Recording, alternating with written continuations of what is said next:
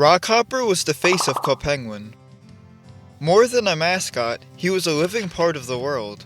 A pirate who sailed the ocean, returned with treasure, introduced new lore, and made the game feel alive. But what started as a mystical piece of Club Penguin's world building slowly faded into a corporate routine. Over the years, Rockhopper transformed from a character with his own adventures into just another scheduled content drop in Disney's empire. Before things declined, Rockhopper genuinely defined Club Penguin.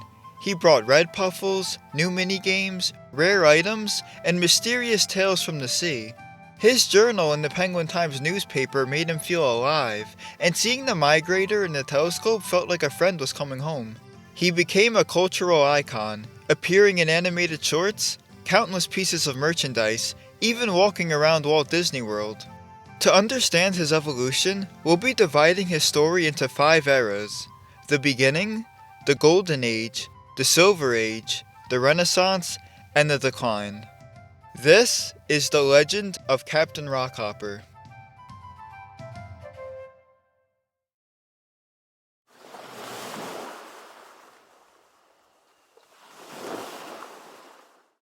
Rockhopper loved Club Penguin. The great food, the fun games, the wonderful community, it was a place he was proud to call home. But even with everything he loved right there on the island, his natural curiosity ate away at him. What was beyond these waters? He felt like the ocean was calling out to him, and one day, that feeling became too hard to ignore. After months of hard work, Rockhopper built a ship capable of long voyages. He planned to sail for 1 month and return home with his discoveries. That's what drove Rockhopper, the idea of sharing with others. Everyone gathered at the dock to wish him farewell, including Antarctic of the Penguin Times. She asked where he planned to migrate to, and those words stuck in his head. From that moment forward, his ship would be known as the Migrator. Before long, Rockhopper was finally out at sea with nothing but a compass, cream soda, and endless opportunities. But he wouldn't be celebrating for long. About a week into the voyage, the Migrator found herself trapped in a dangerous storm. He kept the ship afloat, but most of his supplies were gone. His only option was to call the trip off early and head home. Another week went by, and Club Penguin was nowhere to be found. But then, relief washed over him. The sight of an island in his spyglass. It wasn't Club Penguin, but a smaller island filled with fresh water and fruit trees. He took this opportunity to restock his ship, and then set sail without delay. He was already late on his promise to return in a month, and now he was determined to find his home. Days passed alone at sea, and as Rockhopper scanned an empty horizon, he wondered if the storm had destroyed Club Penguin's lighthouse, but that idea didn't faze him. He never feared the unknown. After all, that's what brought him here to begin with. Instead, the reason he couldn't find his way home was another exciting mystery, just like the ocean itself, and that passion is what allowed him to become Captain Rockhopper. And like any good pirate, Rockhopper knew how to spot treasure even in the middle of nowhere. He found a chest full of gold watches and a lost shipment of clothing. But unlike traditional pirates, he didn't plan on hoarding everything for himself. Club Penguin remained at the heart of his discoveries, and the thought of sharing these treasures with others overpowered his own desire to explore. In a way, it's ironic. Wanting to surprise his home had always kept him away from it. Rockhopper would then make 2 fateful encounters. The first was that same small island he stumbled across a month earlier. With no one else around, it could have just been another nameless place he'd never stumble upon again. But Rockhopper wanted it to be remembered. It deserved a name. Something noble, something meaningful, something worthy of the island that kept him alive. And after all that thought, he named it Rockhopper Island. But then, a sign of life. A starving red puffle floating beside his ship. He had no idea what it was. These creatures hadn't yet been discovered on Club Penguin, but he didn't hesitate to haul it aboard. The puffle took a liking to Rockhopper's catchphrase Yar, so that's what he decided to name it. We're beginning to see a creative pattern here. And it wouldn't take long for this pair to grow a close bond. Yar shared that same sense of adventure, and became Rockhopper's trusted eyes from the Migrator's crow's nest. By the end of the year, They found dozens of islands, trunks of treasure, and apparently fought a giant sea cucumber. In fact, they had to start storing things on Rockhopper Island because the migrator ran out of space. But even with all the riches he could have dreamed of, Rockhopper felt unsatisfied. The first signs of winter made him realize that it had been 9 months since he left Club Penguin, and he never celebrated Christmas away from home. Upon returning to Rockhopper Island, he docked the migrator in the volcanic cave where he kept his treasure, but everything was gone except a trail of gold doubloons. He followed it deep into the lush jungle, and when the trail ended, he found hundreds of red puffles playing with his possessions. The ghastly sight of Rockhopper scared them all away. There was so much stolen treasure he had to bring the migrator around the island just to collect it all. That's when Yar brought up surfboards from below deck and indicated that it wanted to give them to the other red puffles. At first, Rockhopper was hesitant. After all, they just stole from him. But Yar reminded him that Christmas was a week away, and suddenly, it all flooded back to him. The entire reason he was out at sea was to bring the joy of adventure to others. And so, Rockhopper celebrated his first Christmas away from Club Penguin. Even though he missed his home, the smiles he brought to the red puffles that day were memories he would cherish for the rest of his life. A lot of this early backstory took place before Club Penguin officially launched in October 2005.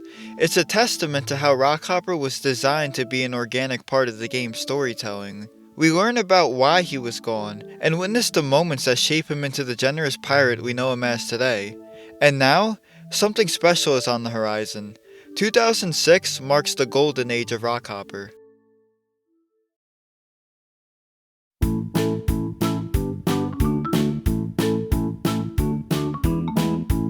While sailing one day, Yar noticed a beam of light on the horizon.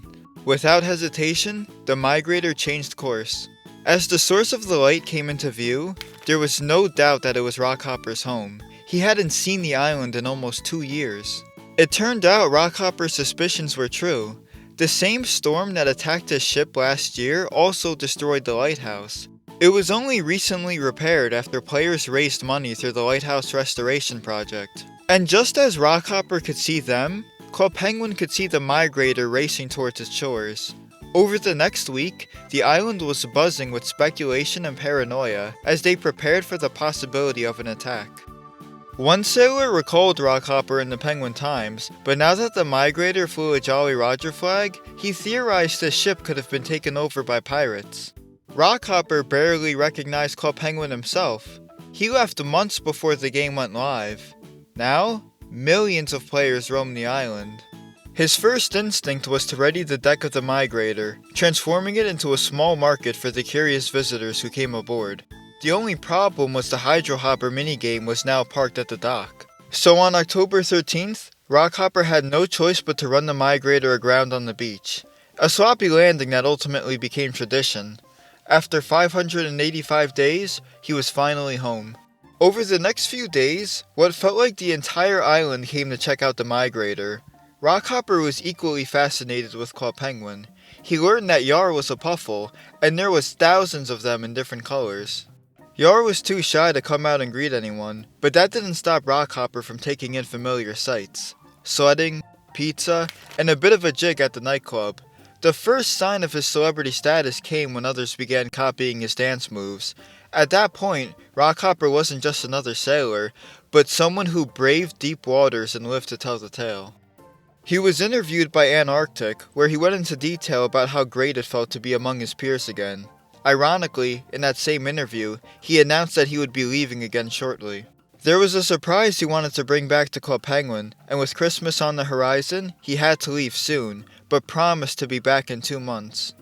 After seeing how much penguins love their pets, Rockhopper secretly hatched a plan to bring the red puffles from Rockhopper Island back home, so they can enjoy an even better Christmas than the one they had last year. He spent days transforming the lower deck of the migrator into cozy living quarters for the puffles, and was on his way back to Club Penguin by mid-November. The migrator was once again visible on Club Penguin's horizon by the end of the month. When players spotted Yar on the top deck, the island exploded with excitement. They'd never seen a red puffle before, and by the time he returned in December, hundreds of them poured out of the ship. They were now officially adoptable by both members and non-members. Boo! You stink! During this visit, Rockhopper also became Club Penguin's first mascot character. He could be seen walking around and interacting with other players in real time. Those who clicked on his player card received an eye patch as a reward. He was also named the honorary judge of an igloo contest, the first of many he would oversee in the coming years, but he only stayed long enough to announce the winners. Although he initially planned to attend the Christmas party, he wanted to get ahead of the snowstorm that was expected to hit. This time, he promised to return in 1 month instead of 2. One night at sea, he couldn't shake a bad feeling while consulting his charts. He went below deck for some cream soda and noticed a pair of flippers sticking out from behind the chest. Rockhopper warmly called the stowaway out, and a shy blue penguin named Bambity poked his head out. Bambity had hoped to sneak off the ship when it docked, but Rockhopper made it clear he was bringing him back to Club Penguin immediately. When his plan to scare Rockhopper into changing his mind failed, Bambity opened up about being bullied at home. He didn't have any friends, and hoped he could start a new life somewhere else. Rockhopper was able to convince him to give Club Penguin another chance. He dropped Bambity off and quickly turned around before anyone could notice, still trying to get ahead of the winter weather. Of course, with his luck, he got caught in the storm a week later anyways. The Migrator was pretty damaged, but was able to finish the journey back to Rockhopper Island. Rockhopper patched up his ship just enough to survive the round trip.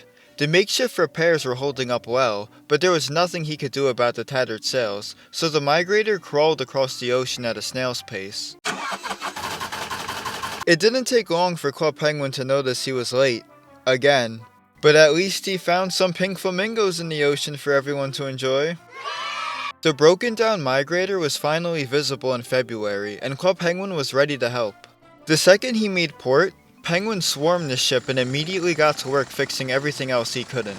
And while some marveled at his new merchandise, Rockhopper loved the Festival of Snow taking place at the same time.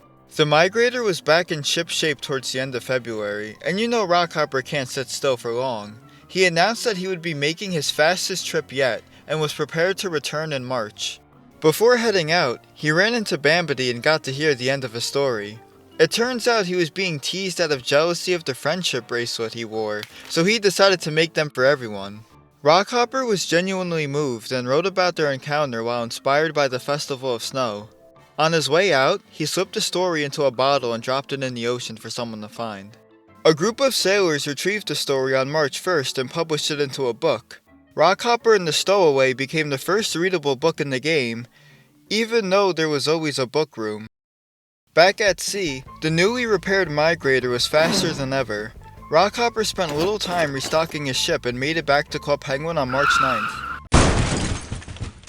This time, he was in for a surprise when he got to see his story published, though he didn't stay for long, leaving Club Penguin a week later with ambitious plans for April.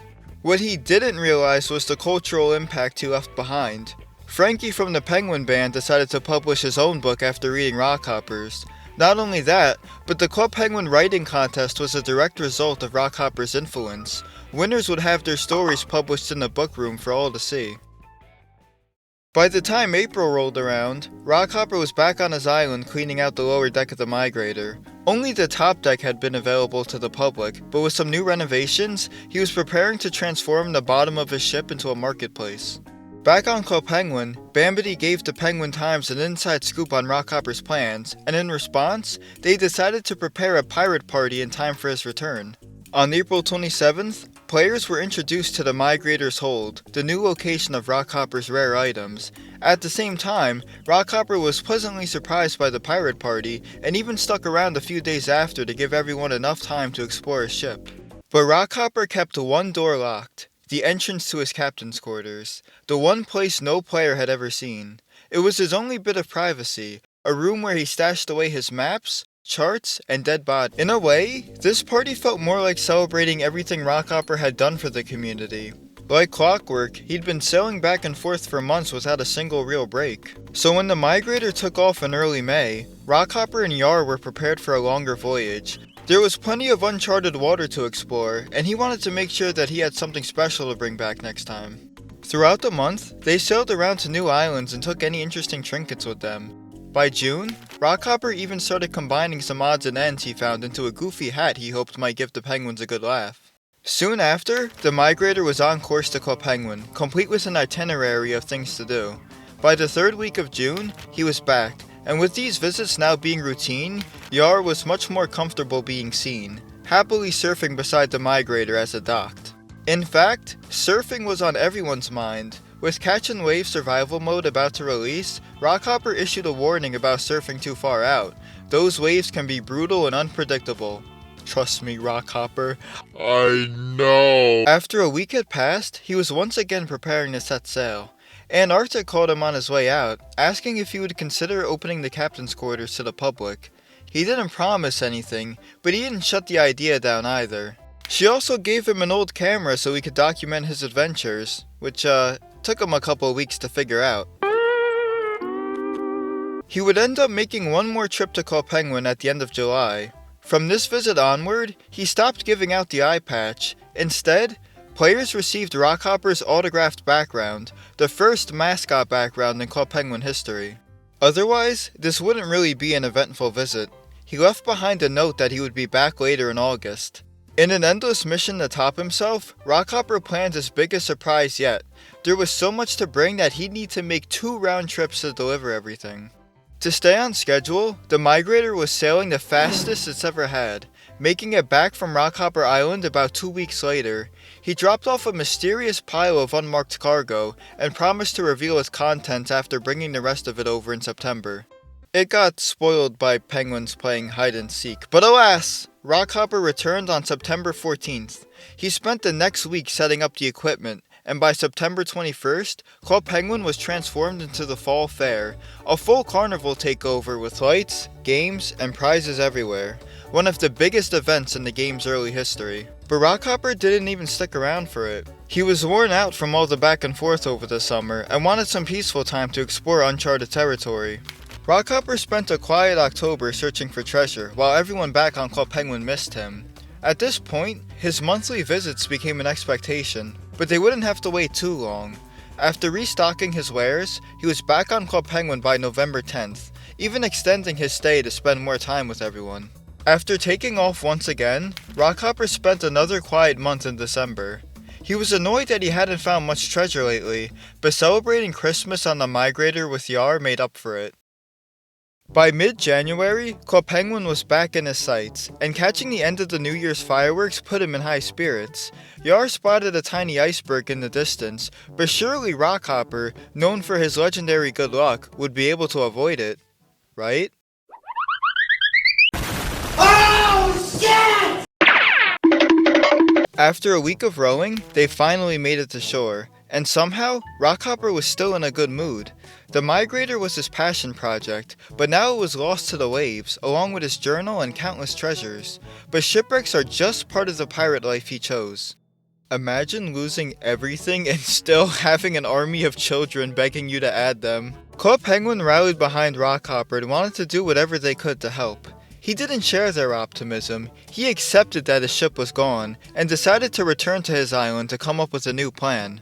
After all, he was getting a little soft around the edges, so on February 1st, he climbed into the lifeboat with Yar and promised to return someday. He may have underestimated Club Penguin's determination because shortly after, Gary the Gadget Guy became the face of the Save the Migrator campaign. He began work on the submarine capable of retrieving broken pieces of the ship. To spread awareness, Club Penguin did what they do best, throw a party because why not? Thus, on February 15th, the submarine party was launched, and penguins dived into the ocean to collect parts of the migrator.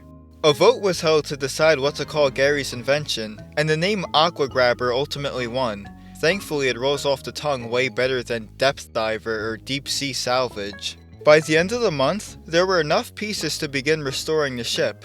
It would be tough considering Rockhopper built the entire thing himself years ago, but they were determined to do him justice. The migrator was slowly reconstructed throughout March. Players could see progress in real time from the beach and through updates in the Penguin Times. Around this time, Rockhopper's journal was also recovered in the wreckage. Previously, it was only readable from the migrator itself, but it was now available in the book room for everyone to access at all times. After 3 long months of working together, the migrator was completely restored in April. Gary set up his Flare Flinger 3000 to catch Rockhopper's attention at sea, and it wouldn't take long for his lifeboat to be spotted on the horizon. To commemorate his return, Club Penguin threw the Rockhopper and Yar's Arrival Party. Headlining this event was the public unveiling of the migrator's captain's quarters, 1 year after Rockhopper first opened the lower deck. The sight of his ship back in one piece moved Rockhopper to the point of deeming Club Penguin trustworthy enough to see everything. He attached the key to the final page of his journal, a symbolic goodbye to the old way of doing things. All future adventures would be documented through pictures on the migrator's notice board. It was a bittersweet time. The opening of the captain's quarters meant Rockhopper was now fully transparent, yet we were losing insight into his adventures at sea without his journal.